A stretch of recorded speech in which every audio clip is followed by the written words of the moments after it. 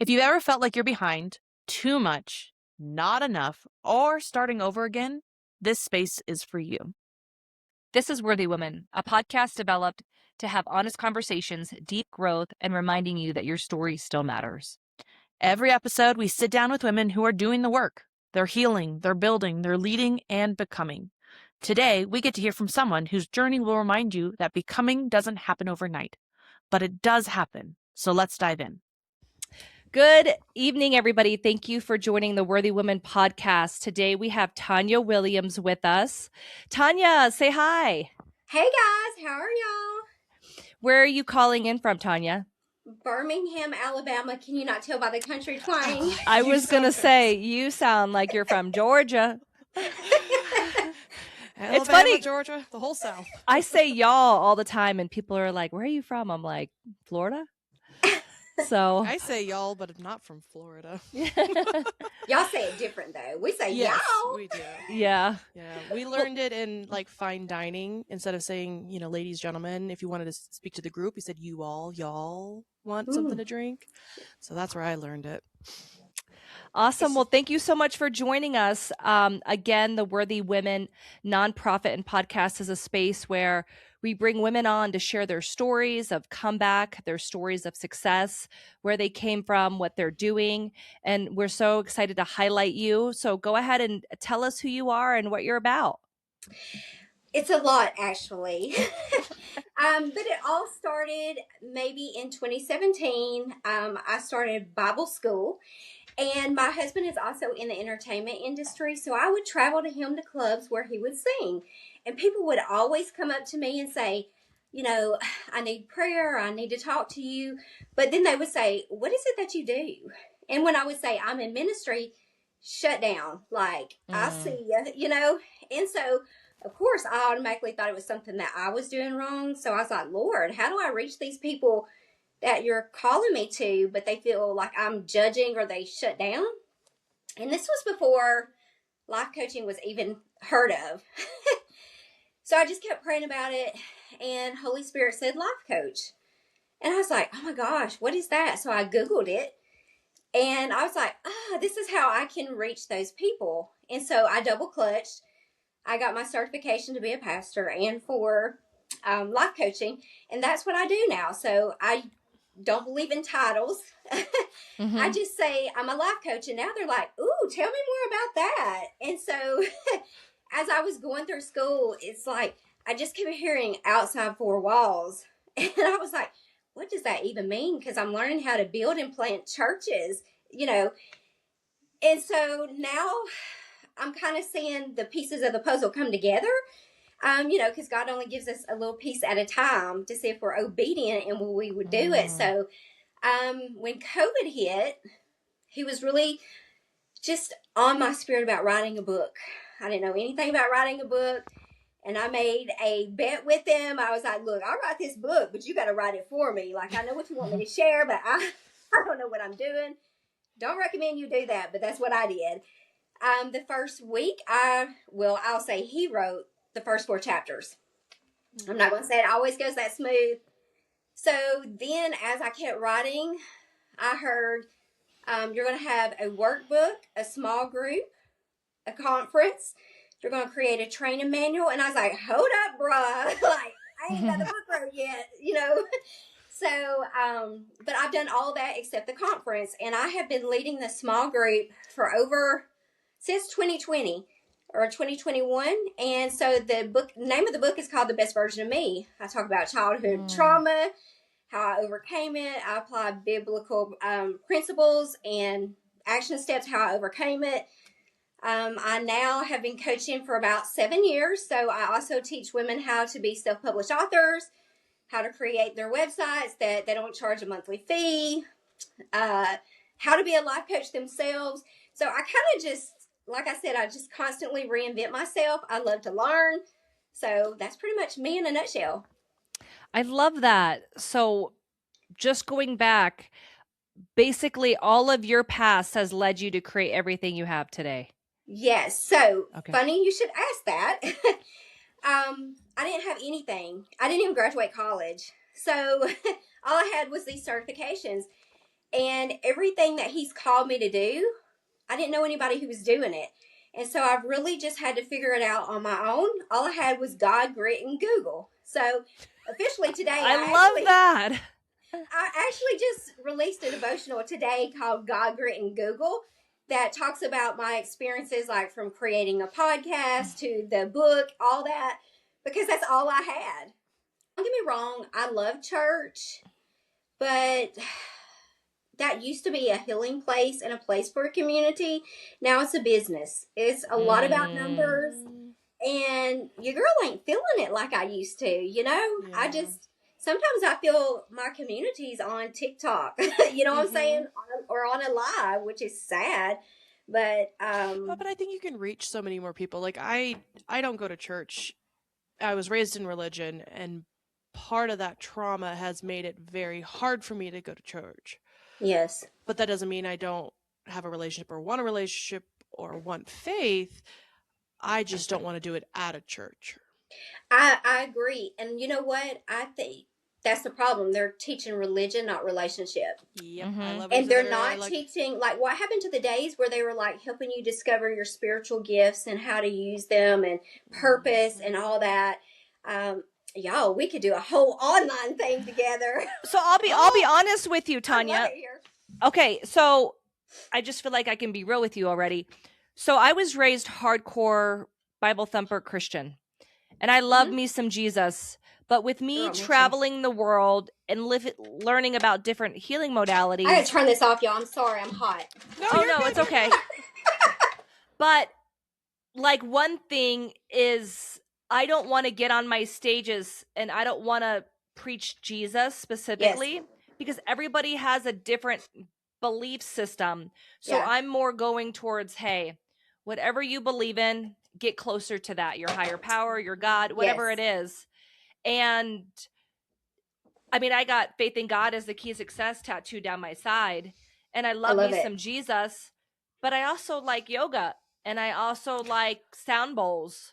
Yeah, And I can't have that conversation with my mom because right. she tells me I'm going to hell, Yeah. you know? And I think that's a big, because she's from this Florida, right? I think it's a big Yeah. South thing.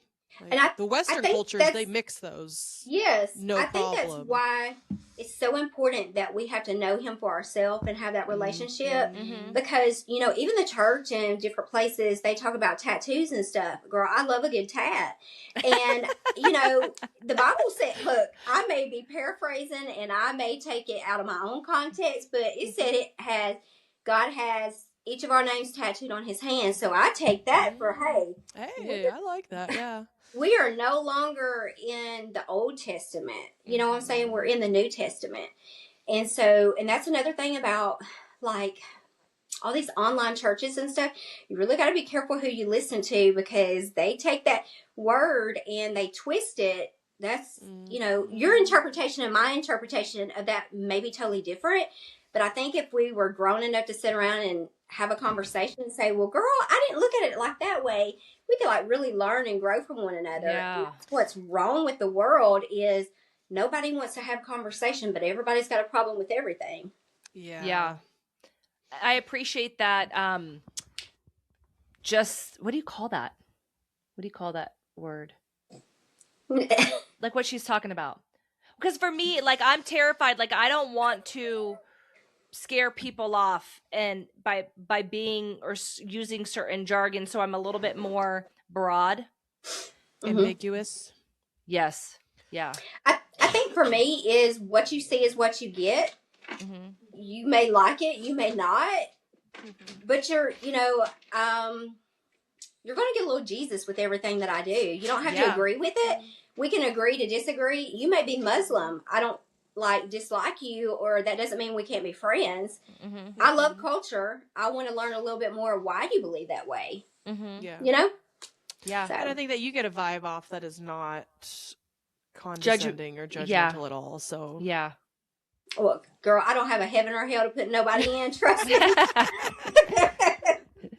You're so funny. Trust me. That's why I'm, like, so transparent with people. And I say, like, hey, I love Jesus, but I cuss a little because I don't want you to think I'm like super preachy, or that's why I don't like titles. You're not going to call me a minister or any of that, but then hear me at Walmart, on aisle 12, fussing with my husband, drop a can on my toe and start cussing, and you know what I'm saying? And nail me to the cross about, oh, she thinks she's all that, and she's a freak and this and that. I heard her in the Walmart.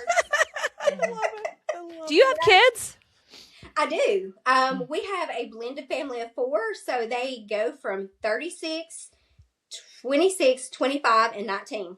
Nice. Yeah. Okay. So they're all out of the house except the 19-year-old, and we've traded kids for canines. This is not what empty nesting was supposed to look like. So the youngest son, of course, got a Frenchie. So if y'all have heard snoring in the background, that's what it is. Oh, they're so loud. I have a little Boston Terrier, and then my son, the oldest one, he bought a new house last Christmas and moved out. The dog hated it there. So we had to get him back. His hair was falling out. I just knew the neighbors were going to call PETA.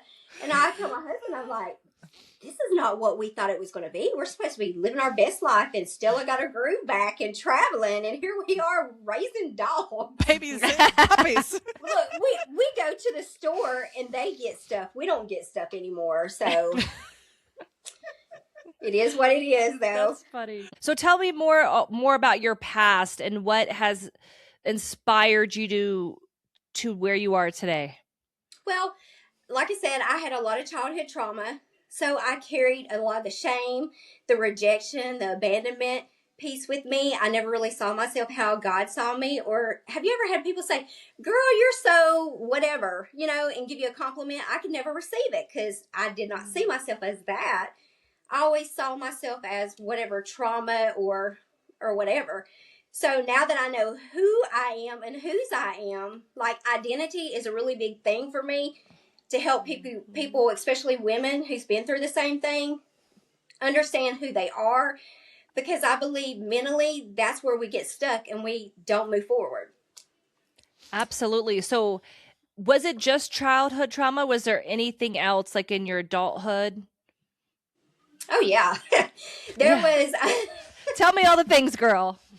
Girl, there was all those dumb mistakes that I made myself. I say, experience is our own teacher. So I made a lot of adult decisions that were really bad and dumb. Just being totally transparent. I had an abortion, and it's just like I could not break out of bondage of that. Like I could not forgive myself of that. And it wasn't until I learned, like I started going through a small group myself, that I began to see that, the hardest people to forgive sometimes is ourselves. And so I had to go through that healing. And so now I help women like in drug rehab facilities. And I served for over a year as a life coach at a girls group home and help them to kind of, because again, I feel like, yeah, maybe we could have made another decision, but at the time, sometimes you feel like your back's up against the wall, and that's the only decision that you had that you could make at the time.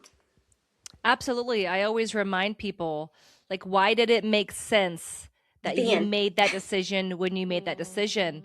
And then when you know better, you do better. Right. So was there a point in your journey, like what was when the light bulb went off and you were like, okay, it's time to be different?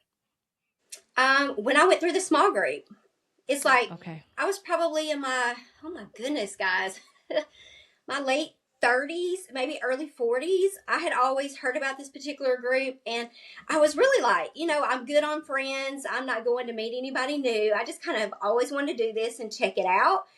But as I was there, like maybe the second week, Holy Spirit was like, in order to heal, you have to feel. So you have to say it and process it.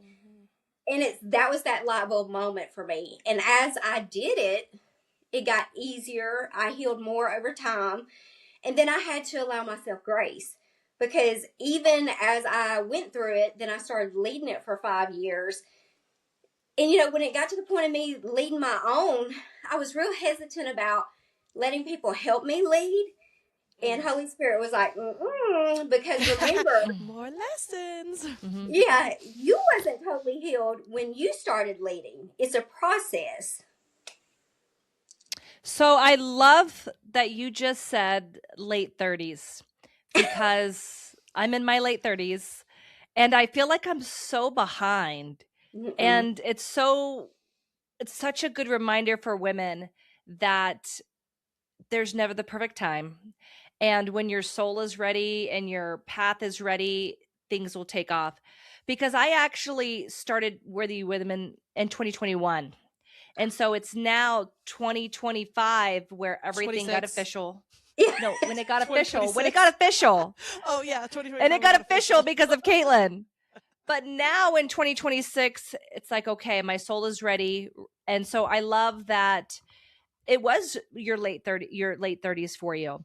So what do you think are the biggest struggles the women that you serve are facing right now? Identity. I really think that's it. Like you said, I'm 49 now. And I believe my journey has really just began. I believe it's never too late to start something new. And I think the women, we get trapped in our mindset of, oh, I work a 9 to 5. I'm a mom. I'm a wife. I'm all these things. And if we're not careful, life will be lifing and go by. And then when we're empty nesters, we're like, I don't even know who I am, what I like. So I started early. That's why I started in my 30s trying to discover who I was and what I wanted to do, because now we're empty nesters and I know the path that I'm going on. I love that. So if this is an okay question to ask you. I'm an open book girl. Yeah. Well, so you mentioned that you use your faith to help women.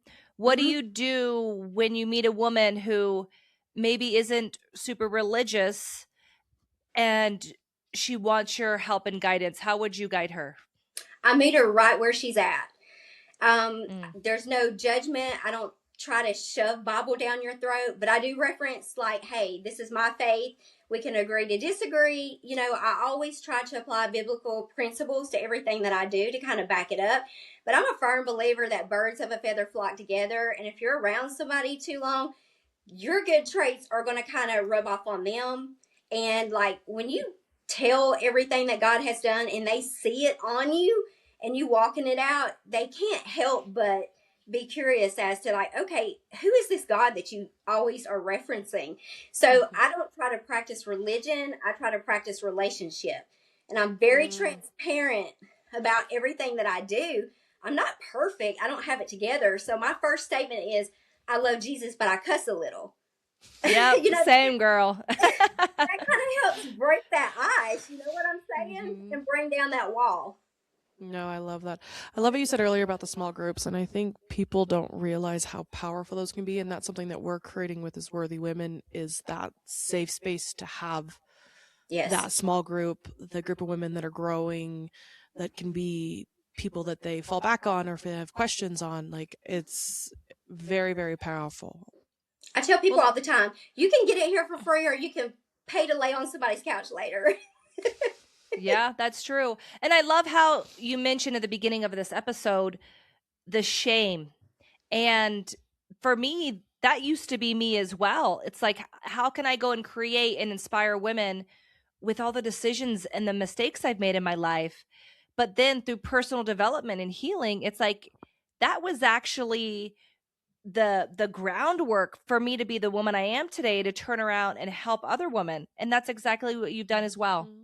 Yeah. And I think that's the trick of the enemy. He wants us to feel that shame. He don't want us to share our story. And so that's why I think it's so important for us to do it, because there's so many people out there and living in silence because they have the same story. But it just takes one to be encouraging and say, okay, here I am, totally naked and transparent. You know what I'm saying?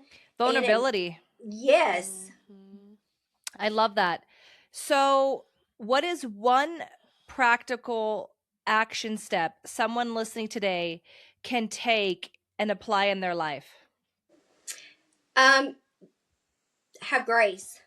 Just be yourself and it's not always going to look perfect. You're not going to be perfect, and let that perfectionism mindset go. Like, I also do like a lot of digital marketing and stuff like that, so it's centered around mindset. And so everybody's living in the Instagram world, and I'm a influencer and all that. Just be yourself. People want to see you be successful, but more than that, they want to be able to relate and see how you got to where you got. So I would say just be yourself.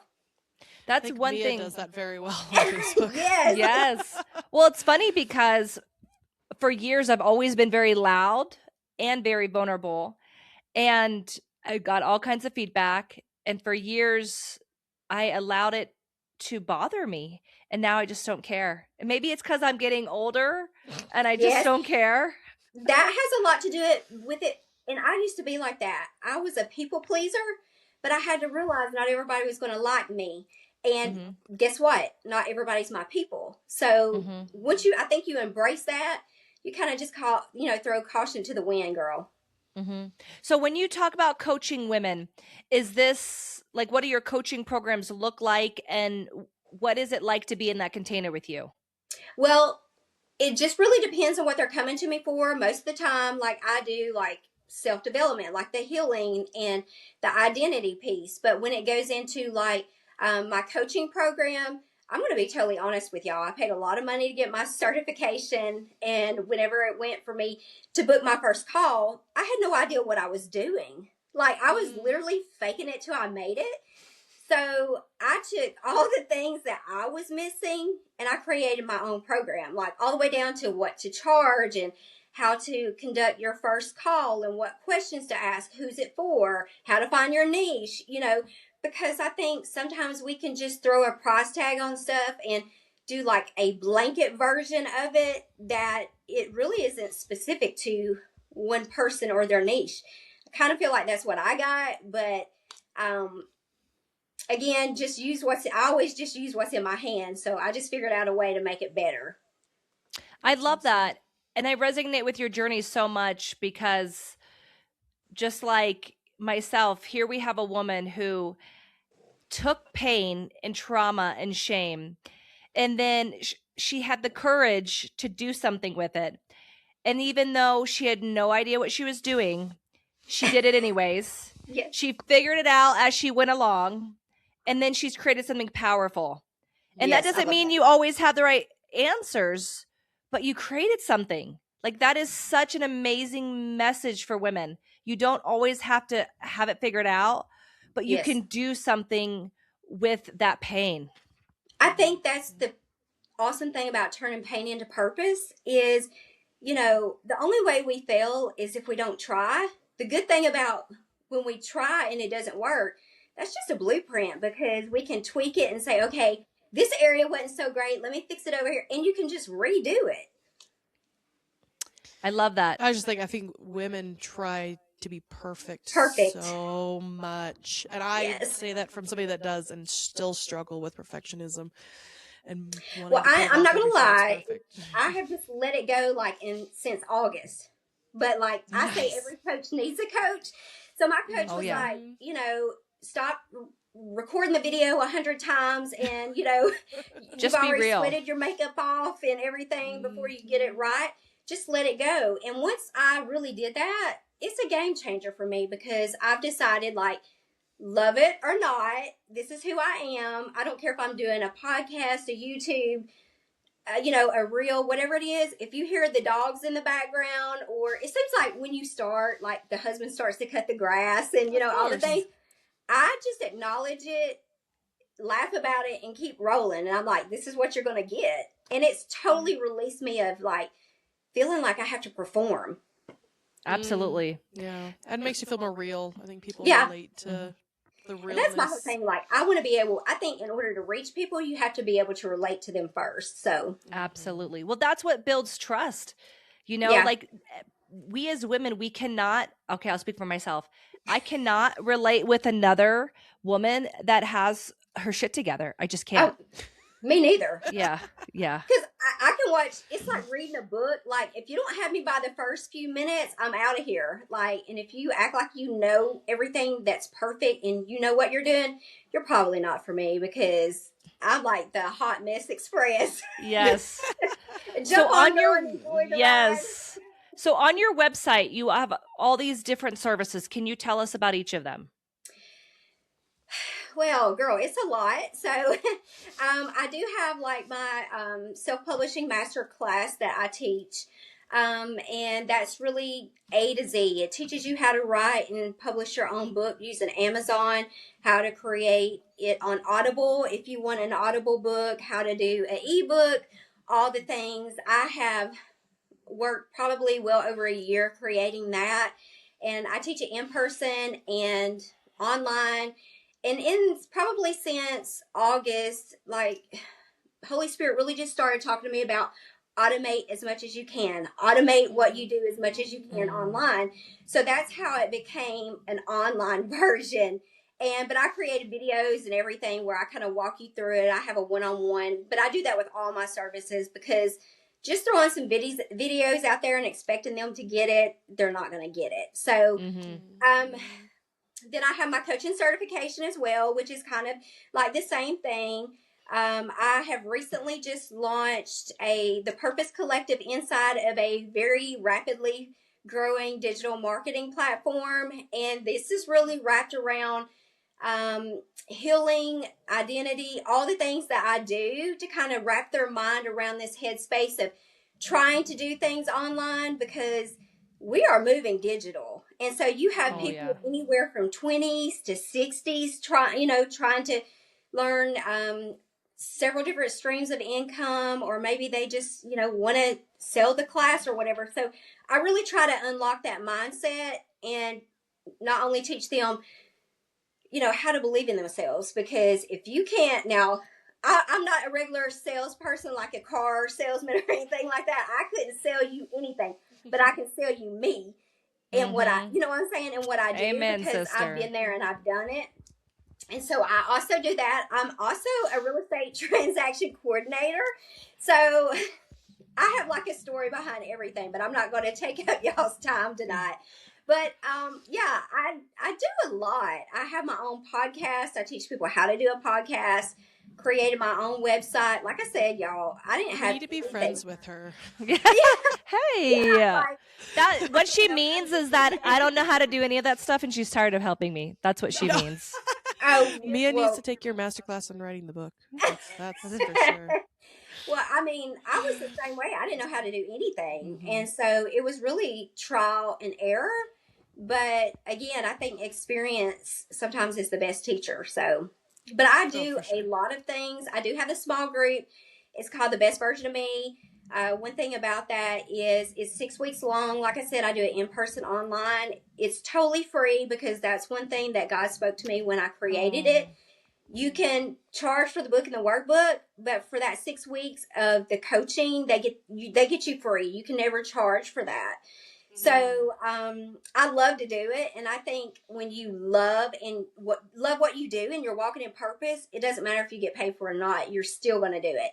So like my prayer has been, Lord, if it's your will for me to always work a 9 to 5, I'm okay with that, as long as you give me some flexibility so I can still walk in purpose.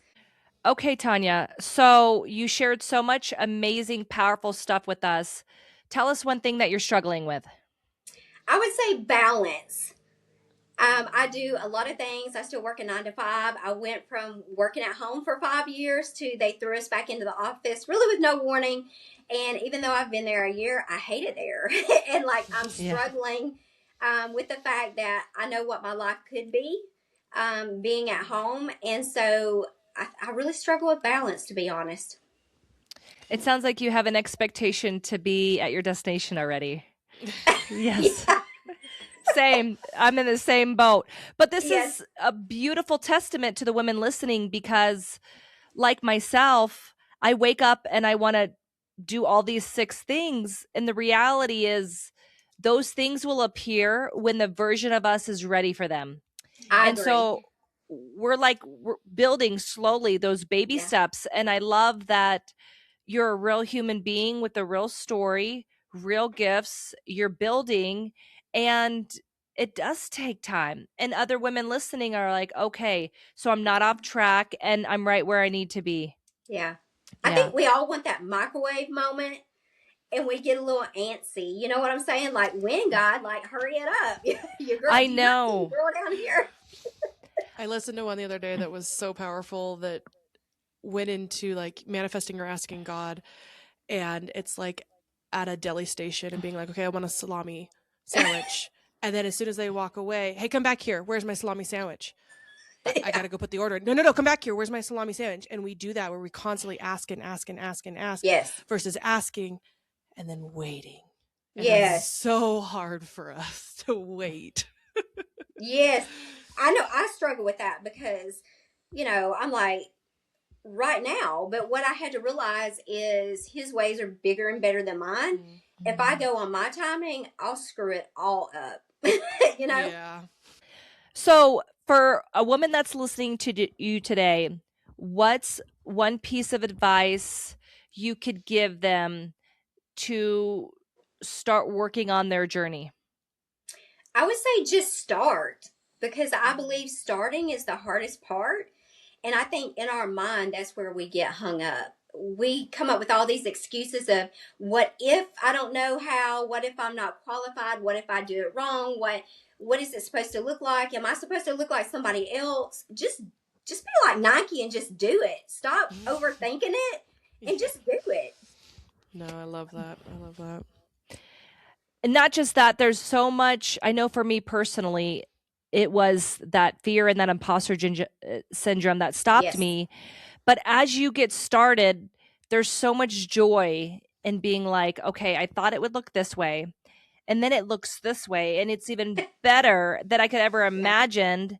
And we're like always, again, I'll speak for myself, I'm always in a rush to get to the end goal.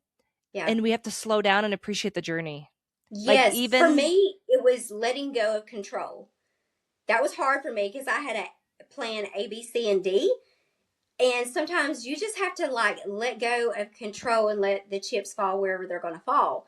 And that's the best part of the journey. I think even when if somebody had gave me that advice, maybe the first few years that I got into it, it might have been easier for me because I wasn't enjoying the journey. It was more so like tasks that I had to mark off, but now I'm just out here and I'm enjoying it. I love that. So how can our listeners get connected with you today? They can find me on Facebook. I'm just under Tonya Williams. And then on Instagram, I'm called spiritually_grounded. Mm-hmm. And y'all are going to love this one. TikTok is spiritual gangsta 01. I love it. We will have all the links in the show notes for any of those that are interested, but I love that. Spiritual gangsta. We're so grateful for your willingness to share your story and your voice. You are like a perfect match for what we're doing here. Like women who have come from really hard things and created something beautiful out of it. And I only resonate with women like you. Yeah. And thank you.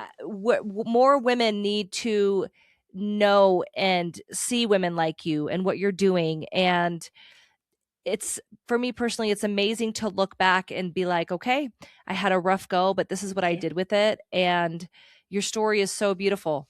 It really, really is. I want to encourage somebody, and I didn't mean to cut you off, somebody who's listening, but we have really two choices that we can make.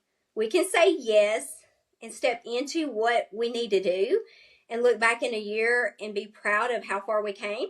Or we can keep just sitting on the sideline watching everybody else and a year look back and wish we would have started. Yep. So. Even if it's messy and not perfect. It's like I got started in 2021, and then because of my own personal struggles, I let the desire die and the beliefs take over. And then thank God for Caitlin, because we wouldn't be sitting here right now if it wasn't for Caitlin. Everybody needs an accountability partner. Yes. I don't care who you are. Yes. And so surrounding yourself with like-minded women, it's so important. I totally agree. Yes. That small group. Awesome. Well, thank you so much for hopping on with us today. You're welcome. Again, like Caitlin said, we're going to have all the links below on how to get a hold of Tonya. I might even jump in her small group for 6 Yeah, weeks. for sure. You'll Yeah. see us there. Yes. Thank you, girls. Thank y'all Awesome. for having me.